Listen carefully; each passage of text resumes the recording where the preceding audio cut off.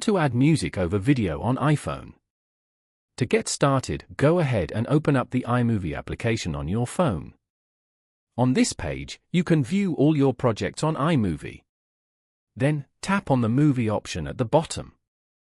You can make a movie from scratch using media from photos and your camera. Once you're here, select the video you want to add and then tap on Create Movie below. You can now edit this video using the edit options below. Tap on the plus icon as shown and then tap on Audio. Here, go to any of the audio folders. You can view all the available audio files over here. Choose the soundtrack you want to add and tap on the plus icon beside it. You have now successfully added this audio to the video. After that, tap on Done at the top left corner. Following these steps, you can easily add music over video on iPhone.